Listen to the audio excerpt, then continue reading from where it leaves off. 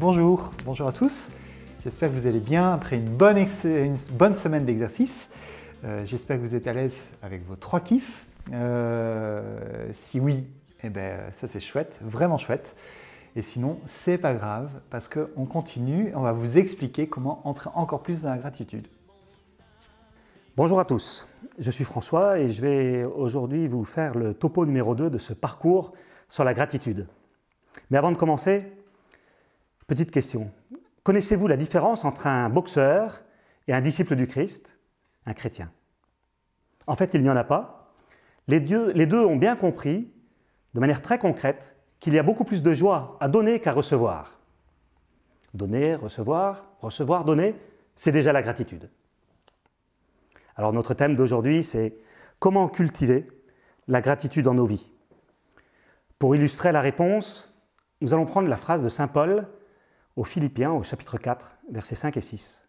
« N'entretenez aucun souci, mais en tout besoin, recourez à l'oraison et à la prière, pénétrez d'actions de grâce. » La semaine dernière, le Père Xavier nous a expliqué ce qu'était la gratitude, un acte en 3 étapes, reconnaître, ressentir et remercier. Nous avons vu après les incroyables bienfaits de la gratitude dans nos vies, sur tous les plans, au niveau physique, au niveau psychique, mais aussi dans nos relations avec les autres et dans notre relation avec le Seigneur sur le plan spirituel. Aujourd'hui, nous allons faire un pas de plus en nous posant la question de savoir comment je peux développer en moi une personnalité habitée par la gratitude. L'objectif de notre parcours, ce n'est pas seulement de ressentir quelques instants de gratitude au moment où nous vivons des choses positives. Notre but, c'est de développer le trait de caractère de la gratitude dans notre personnalité, de sorte que cela devienne une vertu et comme une nouvelle manière de regarder la vie. Car vivre la gratitude, c'est une nouvelle manière de regarder la vie. Notre but est d'apprendre à être dans la gratitude de telle manière que, dès le matin, en me levant, je remercie le Seigneur de ma vie, de cette vie qu'il me donne à l'instant où je lui parle, de ma famille, mes amis, ma journée, mon travail. Puis pendant la journée, quelle qu'elle soit, facile ou difficile, je voudrais être capable de rester dans la paix, parce que j'ai la conviction profonde que ce qui m'arrive est un cadeau. Et que même dans une épreuve, je puisse le plus rapidement possible me relever, voir comment, à travers cet événement, le Seigneur me donne la grâce de grandir en sainteté et en humanité. Car disons-le tout de suite, la gratitude ne signifie pas ne plus avoir d'épreuves, c'est plutôt une nouvelle manière de vivre les épreuves. C'est arriver à voir, même dans les moments difficiles, que Dieu est avec moi, comment il me guide, comment il me donne sa grâce, et comment par sa grâce, chaque chose devient un cadeau. Car oui, vivre dans la gratitude, c'est tout voir comme un cadeau. Pour arriver à ça, on a commencé par apprendre à avoir de la gratitude dans ce qu'il y a de beau dans nos vies. Ce qu'on a reçu, les personnes qui nous entourent, nos parents, les personnes qui nous ont aidés, Dieu que nous rencontrons. Maintenant, on va apprendre à avoir de la gratitude, même dans les choses difficiles, parce qu'elles sont aussi un cadeau de Dieu. En fait, nous voulons vivre avec sainte Thérèse de Lisieux sa phrase, parfois difficile à comprendre, « Tout est grâce ». Pour développer la gratitude dans nos vies et que cela devienne une vertu de notre personnalité, nous allons avoir 4 ennemis à combattre. Pour chacun d'entre eux, demandez-vous celui qui vous concerne le plus. Le premier ennemi, ce sont les regrets. Les regrets sont très différents des remords. Les remords, c'est une douleur morale, celle d'avoir mal agi, qui nous pousse à la confession. Les regrets, c'est une tristesse d'avoir fait ou de ne pas avoir fait quelque chose. Les remords sont utiles, même quand ils sont douloureux, car ils nous permettent de nous confesser. Les regrets sont destructeurs. Ils nous mettent dans une plainte sur le passé. Ah, si les choses avaient été différentes. Ah, si je n'avais pas fait ça. Ah, si j'avais eu d'autres parents. Ah, s'il ne m'était pas arrivé cela. Or, le passé est passé, ça ne sert à rien de le regretter. L'enseignement à retenir sur le regret, c'est que de se focaliser sur ce sur quoi on n'a aucun pouvoir est le meilleur moyen de déprimer. Cela fait naître un sentiment d'impuissance qui nous pousse parfois jusqu'à la victimisation. Je n'y peux rien, personne ne me comprend. Attention, les regrets sont un vrai poison pour la gratitude. Le remède au regret peut être la prière suivante de saint François de Sales. Seigneur, apprends-moi à discerner les choses que je peux changer de celles que je ne peux pas changer. Donne-moi le courage de changer les premières et donne-moi la force de supporter les secondes. La question à nous poser, c'est: y a-t-il des regrets qui reviennent sans cesse en moi? Lesquels sont-ils? Les discerner, les nommer, c'est déjà un premier chemin pour les combattre. Le deuxième ennemi de la gratitude, ce sont les peurs. Dans nos cœurs, nous pouvons avoir de très nombreuses peurs. Peur de ne pas être aimé, peur d'échouer, peur du jugement des autres, peur de ne pas être capable de faire quelque chose, peur d'être abandonné, peur de mourir, peur que ceci arrive, peur de manquer, peur de la pauvreté. Et la liste n'est pas exhaustive. Les peurs sont des moyens puissants utilisés par le diable pour nous paralyser. Mais le plus souvent, ces peurs ne sont pas réelles, elles sont imaginaires. La tactique du diable, c'est de nous présenter toutes sortes de situations futures catastrophiques pour nous effrayer, alors que la plupart du temps, elles ne se réaliseront jamais. Et si nous devons un jour les affronter, Dieu nous donnera la grâce au moment précis où nous en aurons besoin. À ce titre, Catherine a un exemple à vous raconter, un petit peu récent. Alors, je voudrais vous donner un petit témoignage personnel. Suite à la pandémie du Covid et à la façon dont elle a été gérée, je me suis laissée complètement envahir par tout ce qui se disait sur les réseaux sociaux, sur Internet. J'étais en colère et je pensais qu'il faut arrêter d'être bête et de se laisser manipuler. Mais où va-t-on? Mais où va-t-on? Je voyais le complot partout. On ne parlait que de ça à la maison. Et je ne sais si j'ai tort ou si j'ai raison. Ce que je sais, c'est qu'une peur m'envahissait. Une peur pour l'avenir m'envahissait complètement. J'avais beau avoir François qui me disait « la peur n'est pas de Dieu ». En fait, je sentais qu'il commençait lui-même à être comme moi. Et finalement, ma peur était contagieuse. Alors, je finis par aller en parler au Père Dominique.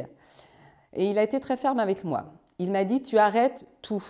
Tu arrêtes de compulser Internet, tu arrêtes d'aller sur les réseaux sociaux et tu remets ta confiance dans le Seigneur pour aujourd'hui. Si demain il y a besoin, eh bien le Seigneur t'enverra des grâces nécessaires à ce moment-là. » Alors j'ai presque obéi, mais surtout j'ai regardé à nouveau vers le Seigneur. J'ai vraiment tourné mon regard vers le Seigneur. Je me suis remis dans la lumière du Seigneur, je lui ai remis ma vie. Je lui ai redonné ma confiance et je peux vous dire que la nuit de Noël, j'ai vraiment reçu une grâce de paix. Notre enseignement sur les peurs, c'est donc que le diable nous effraie par des peurs futures, alors que Dieu nous donne sa grâce dans l'instant présent. Dans le Notre Père, Jésus lui-même nous apprend à demander au Père notre pain quotidien. Il ne parle ni des 10 prochaines années, ni de notre plan de carrière ou d'autres besoins. Le remède aux peurs, c'est la confiance. Dans la Bible, il y a 365 fois « N'ayez pas peur », une pour chaque jour de l'année.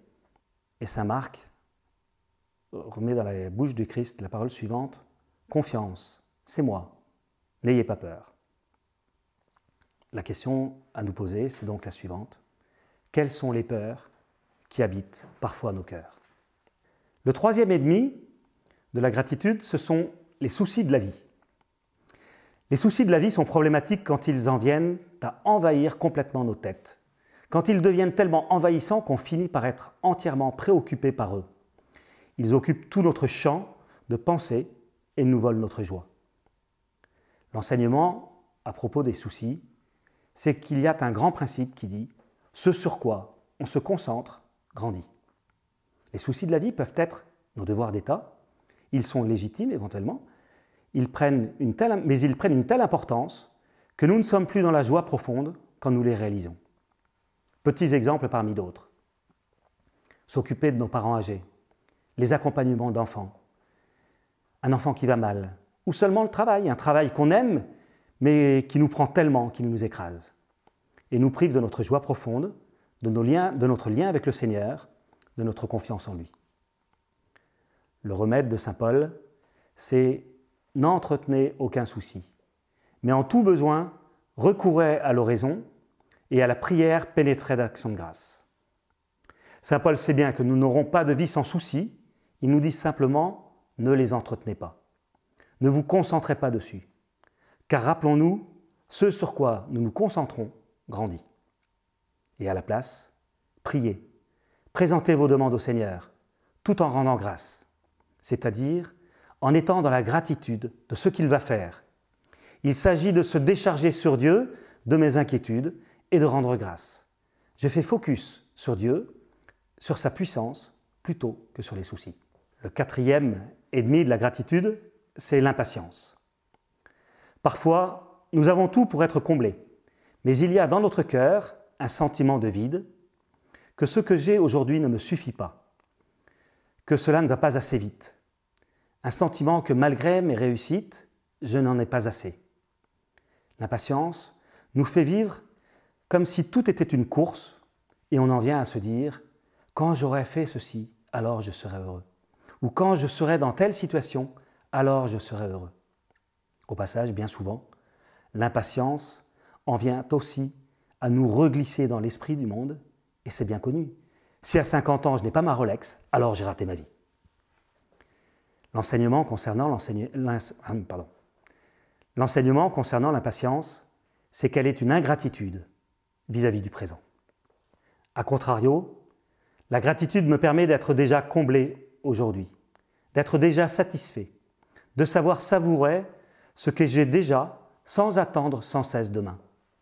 Alors attention, cela ne veut pas dire que je n'ai pas d'objectif pour le futur, mais cela veut dire que j'apprends à apprécier ce que j'ai déjà dans ma vie et que cela me comble dès maintenant. Le remède à l'impatience, c'est la phrase de l'Ecclésiaste au chapitre 3, verset 1. Il y a un temps pour tout, un temps pour chaque chose sous le ciel, un temps pour enfanter, un temps pour mourir, un temps pour planter, un temps pour arracher le plant, un temps pour se taire, un temps pour parler, et la liste est longue. C'est une invitation à vivre au présent. À la fin de cette première partie, sur les 4 ennemis de la gratitude, nous devons nous interroger. Quel est mon ennemi numéro 1 vis-à-vis de la gratitude? Qu'est-ce qui tourne dans mon cœur quand je ne suis pas bien? Qu'est-ce qui m'habite le plus souvent? Les regrets, les peurs, les soucis de la vie, l'impatience? Il est important de bien reconnaître son ennemi. C'est le début de la victoire. Pour la deuxième partie, nous allons maintenant nous demander comment peut-on installer la vertu de gratitude dans nos vies. Pour développer une vertu, la méthode est de poser sans cesse des petits actes qui vont dans son sens. C'est la répétition intentionnelle, volontaire, qui va créer la vertu. Pour la vertu de gratitude, il y a 3 attitudes qui vont nous aider à développer cette vertu. La première attitude, c'est d'abord de regarder la lumière et non pas les ténèbres. Nous l'avons déjà dit. Ce sur quoi nous nous concentrons grandit. Si je ressasse les soucis, les peurs, les regrets, ce que je n'ai pas, alors ils grandissent jusqu'à envahir tout mon esprit. Au contraire, si je me concentre sur les belles choses, si j'ouvre les yeux sur les belles choses de mon quotidien, sur le signe que Dieu me fait aujourd'hui, sur les grâces qu'il me donne, sur les motifs d'action de grâce que j'ai, cela met mon cœur dans un état intérieur de gratitude. Notre objectif, c'est de nous désintoxiquer de nos pensées mauvaises. C'est incroyable comme on est accro aux mauvaises pensées et comment on les répète sans cesse. L'idée du parcours est d'inverser les choses, que nous ayons sans cesse sous les yeux, dans le cœur, dans notre esprit, des motifs d'action de grâce. Ce que nous voulons, c'est de nous concentrer sur ce qu'il y a de plus beau dans notre vie pour être dans la gratitude et remercier le Seigneur de ce qu'il nous donne. C'est très différent d'être optimiste et de ne pas vouloir voir les points négatifs. Tout va très bien. Nous ne voulons pas nier les choses difficiles, nous voulons juste les éclairer autrement. Et pour cela, nous choisissons de nous focaliser sur la grâce de Dieu plutôt que sur nos péchés, sur nos victoires plutôt que sur nos défaites, sur les signes de Dieu plutôt que sur nos doutes ou nos peurs. Et ainsi, nous ferons grandir en nous le petit grain de sénévé. C'est la plus petite graine, mais avec la foi, elle peut devenir la plus grande plante du potager. Quand le positif est petit dans nos vies, regardons le grain de sénévé avec le regard de la foi, et pour Benoît XVI, c'est justement à travers lui que la force du Christ fait irruption et transforme ce qui est apparemment insignifiant. Nous développons ici notre vertu d'espérance. Dans notre vie, il y a les ténèbres et la lumière. Plus je regarde les ténèbres, plus elles m'envahissent. Mais au contraire, plus je regarde la lumière et plus je rentre dans la lumière. Car Jésus lui-même nous dit « Moi, je suis la lumière du monde ». Donc si vous regardez la lumière, vous regardez Jésus. Et si vous regardez Jésus, vous allez voir ses traces dans vos vies. « Moi, je suis la lumière du monde », dit Jésus. « Celui qui me suit ne marchera pas dans les ténèbres, il aura la lumière dans la vie. » Quand on se concentre sur la lumière, on fait grandir notre vertu d'espérance et cela nous aide à traverser les moments difficiles. Par ailleurs, Jésus nous invite alors à devenir des lumières pour le monde. Dans Saint Matthieu, au chapitre 5, versets 14 et 16, il nous dit « Vous êtes la lumière du monde. Que votre lumière brille devant les hommes, alors voyant ce que vous faites de bien, ils rendront gloire à votre Père qui est aux cieux. » Si nous regardons la lumière, nous allons aussi apporter la lumière aux autres et finalement, nous allons les aider à regarder la lumière. La deuxième attitude qui nous permet de poser des petits actes de gratitude, c'est de faire mémoire de l'œuvre de Dieu dans ma vie. C'est incroyable comme on retient facilement les moments difficiles et les souffrances, alors qu'il y a plein de belles choses dans nos vies, mais on n'y fait plus attention. Quand pour la première fois j'ai fait l'exercice de la semaine dernière qui consistait à faire la liste des 15 moments exceptionnels de ma vie, j'ai vraiment trouvé ça difficile. J'ai cru que j'allais jamais réussir à en trouver 15, et finalement, en prenant le temps, j'en avais tellement qu'il a fallu faire une sélection. C'est bien la preuve de ce que je disais. Nous retenons d'abord les moments difficiles, mais il y a de très nombreux faits positifs dans nos vies que nous oublions. Alors cette semaine, nous allons faire un nouvel exercice de mémoire, celui de noter tous les bienfaits que nous avons reçus de Dieu dans nos vies. Au moins 15 moments, 15 grâces reçues du Seigneur pour pouvoir le remercier. Si nous faisons cet exercice aujourd'hui, c'est parce qu'il est un écho particulier aux paroles de Jésus lors de son apparition à Marguerite Marie quand il lui montre son cœur. « Voici ce cœur qui a tant aimé les hommes, dit-il, qu'il n'a rien changé, qu'il n'a rien épargné jusqu'à s'épuiser et se consommer pour leur témoigner son amour. Et pour reconnaissance, dit Jésus, je ne reçois de la plupart que des ingratitudes, par leurs irrévérences et leurs sacrilèges, et par leur froideur et les mépris qu'ils ont pour moi dans ce sacrement d'amour. » Il parle de l'Eucharistie. En fait, Jésus nous dit, « Regarde mon cœur, tout ce que j'ai fait pour tous les gens, et en retour, ils ne sont qu'ingratitude. » C'est le seul endroit où Jésus le fait, mais à Parémonial, Jésus se plaint de nos ingratitudes envers lui. Alors cet exercice va nous aider à remettre à l'honneur ce que le Seigneur a fait pour chacun d'entre nous dans nos vies et ainsi de ne plus être ingrat vis-à-vis de lui. À ne plus oublier ou sous-estimer 15 grâces qu'il m'a données. Avec un peu plus de recul, nous allons reprendre conscience des immenses cadeaux qu'il nous a faits. Et en faisant cet exercice, nous faisons là exactement ce qu'est fait dans la Bible quand elle raconte sans cesse les hauts faits de Dieu envers le peuple hébreu. C'est l'équivalent du psaume 135, un hymne de louange envers Dieu, du peuple d'Israël, au moment où Moïse va faire traverser la mer Rouge. Rendez grâce au Seigneur, il est bon, éternel est son amour. Rendez grâce au Dieu des dieux, éternel est son amour. Rendez grâce au Seigneur des seigneurs, éternel est son amour. Il sépara en deux parts, la mer des joncs, car éternel est son amour, et fit passer Israël en son milieu, car éternel est son amour. Et le psaume continue, un très long catalogue de tout ce que Dieu a fait pour le petit peuple hébreu. Et pourquoi font-ils cela? C'est parce qu'Israël ne veut pas oublier. Alors notre exercice pour la semaine prochaine sera de rédiger notre propre psaume 135, notre psaume 135 personnel, pour nous constituer une bibliothèque de gratitude dans laquelle chacun mettra, en plus de tout ce que Dieu a fait pour lui, les paroles qu'il inspire, mais aussi les chansons qu'il inspire, les vidéos qu'il inspire. L'exercice est de nous souvenir, de noter, d'accumuler tous les motifs d'action de grâce que nous avons pour nous constituer comme une bibliothèque. Cela nous permettra d'y revenir, nous permettra de les relire, de reprendre conscience durablement que nous sommes vraiment chanceux. Et en cas de coup dur, vous pourrez consulter votre bibliothèque, vous pourrez relire tous ces moments de chance, et cela nous permettra de prendre du recul sur les choses difficiles que nous avons parfois à vivre.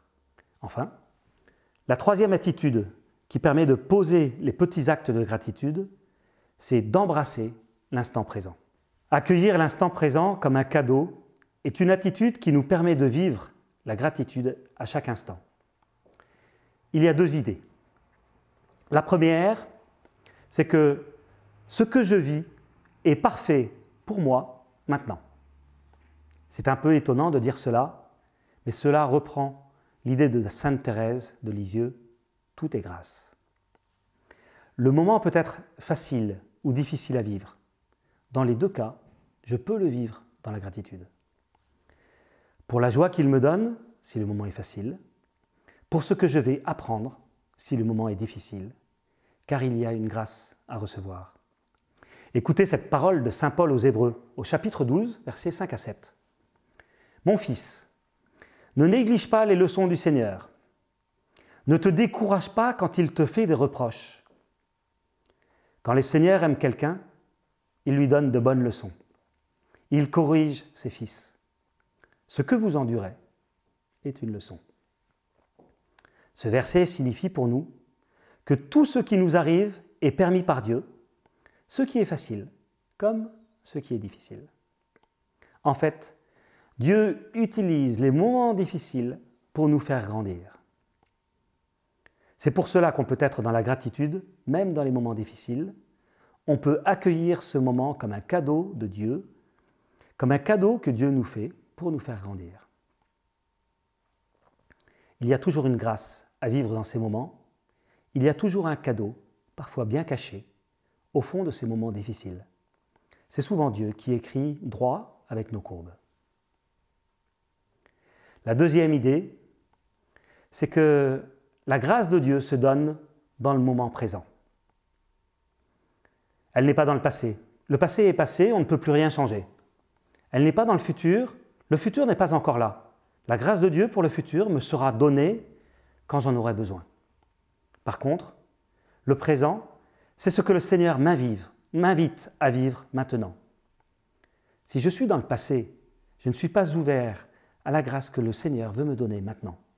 Et si je suis dans le futur, je ne suis pas ouvert non plus à la grâce que le Seigneur veut me donner maintenant. Dans le présent, il veut me donner soit la joie du moment facile, soit la grâce du moment difficile.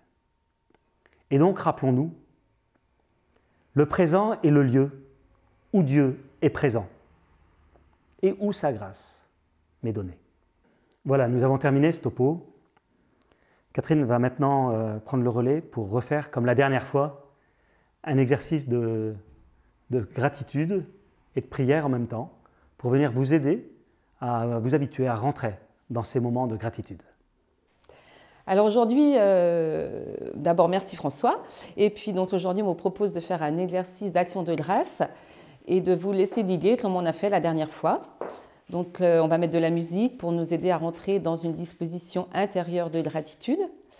Puis si vous le voulez, vous pourrez fermer les yeux et respirer profondément 3 fois. Voilà. Et si vous n'êtes pas à l'aise avec ça, ce n'est pas grave, vous restez comme vous êtes. C'est impeccable. Puis ensuite, on va faire un petit survol de notre vie en remerciant Jésus pour le moment de notre naissance, en remerciant le Seigneur qui a tellement désiré notre existence. Et puis ensuite, je vais vous demander de repenser à 2 grâces que vous avez vécues avec le Seigneur. Alors peut-être un moment où vous l'avez rencontré, peut-être un moment où vous avez ressenti son amour. Et si vous n'êtes pas croyant et que vous n'avez pas rencontré le Seigneur Jésus, vous pouvez penser à un beau moment de votre vie et ça marche quand même. Et puis à la fin, on pourra rendre grâce pour le moment où l'on entrera au ciel. Alors je vous invite à vous asseoir confortablement et à fermer les yeux. Et puis on va inspirer profondément. Puis souffler profondément.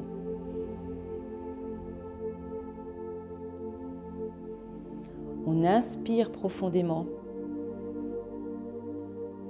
Et on souffle profondément.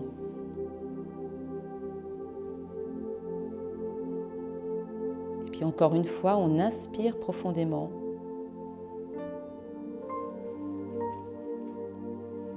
Et on souffle profondément.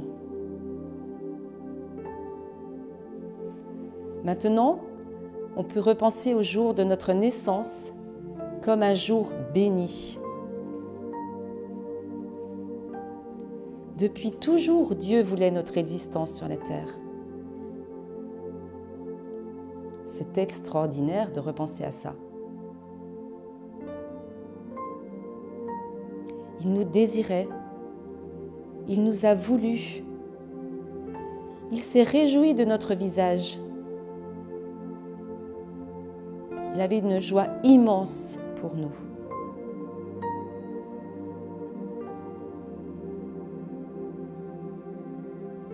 Alors on peut dire merci Seigneur pour le cadeau de la vie.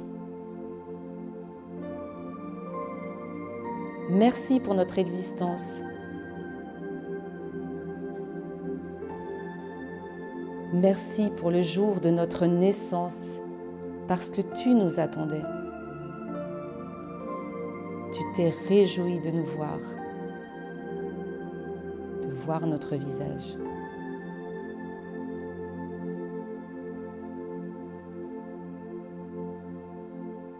Maintenant, vous pouvez penser à un moment où le Seigneur vous a fait une grâce toute spéciale.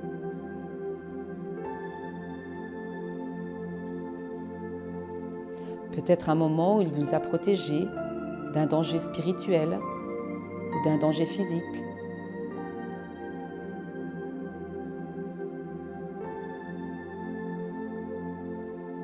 Où il vous a protégé par ses anges, par sa présence ou par la présence de quelqu'un d'autre auprès de vous.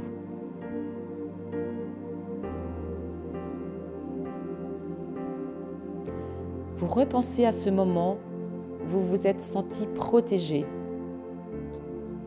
Peut-être même qu'il vous a sauvé.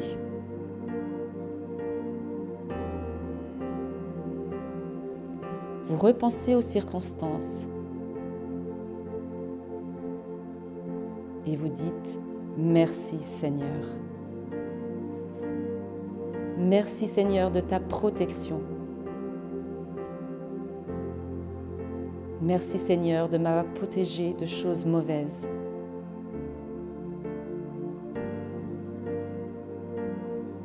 Merci Seigneur. Merci Seigneur. Merci Seigneur.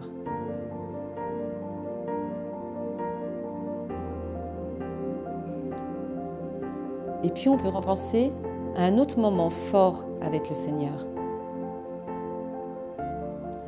Un moment où il nous a montré son amour, où on a fait l'expérience qu'il nous aimait. Ou alors, à un autre beau moment de notre vie.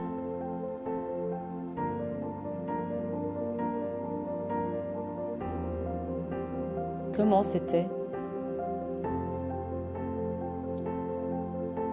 Avec qui j'étais? Où ça s'est passé? Quel était le sentiment qui habitait mon cœur? Quelle était ma joie à ce moment-là? Quel était mon bonheur de sentir l'amour de Dieu pour moi?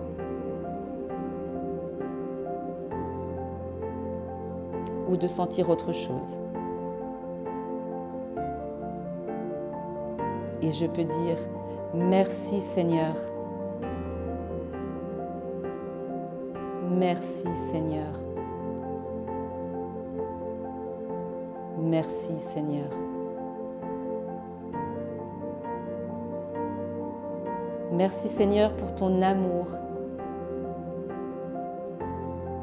pour ta présence.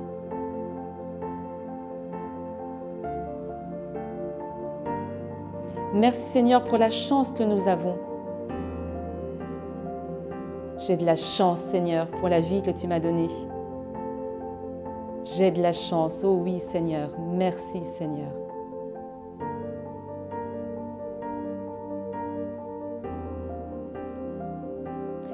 Et puis on peut imaginer maintenant le moment où on entrera au ciel. Le Seigneur nous attend et nous invite. Et un jour, on entrera au ciel. Oui, le Seigneur nous attend et nous invite.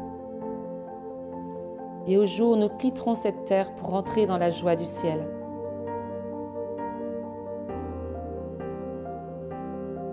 Et on peut imaginer la joie immense qui remplira notre cœur, qui nous comblera, qui dépassera tout ce que l'on peut imaginer. Peut-être la joie de retrouver ceux qu'on a aimés et qui sont déjà au ciel. La joie d'être avec Jésus.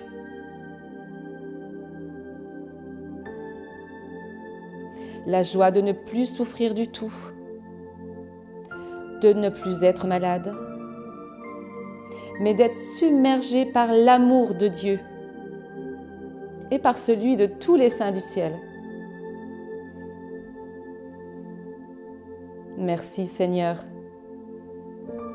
Merci Seigneur pour cet appel que tu nous adresses, pour cette invitation que tu nous fais, cet appel à la vie éternelle.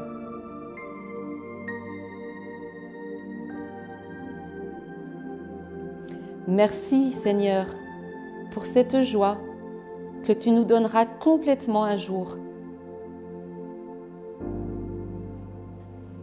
qu'on peut déjà commencer à vivre. Merci Seigneur. Merci Seigneur. Merci Seigneur.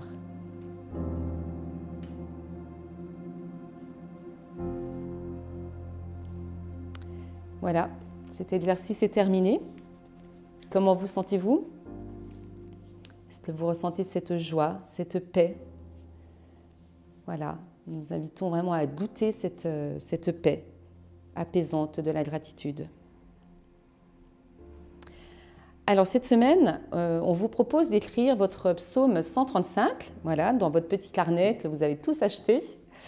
Voilà, et comme bien vous l'a expliqué François, c'est un très beau moment aussi à faire. Et puis, dans le livret du participant, on vous propose 3 exercices. Célébrer la beauté de la nature. Je remercie le Seigneur pour le don de la vie. Et puis, donc, avec le psaume 135, eh bien, faire mémoire de l'œuvre de Dieu dans ma vie. Voilà, donc ce psaume, c'est comme une bibliothèque de gratitude vis-à-vis du Seigneur. Et enfin, accueillir l'instant présent comme un cadeau.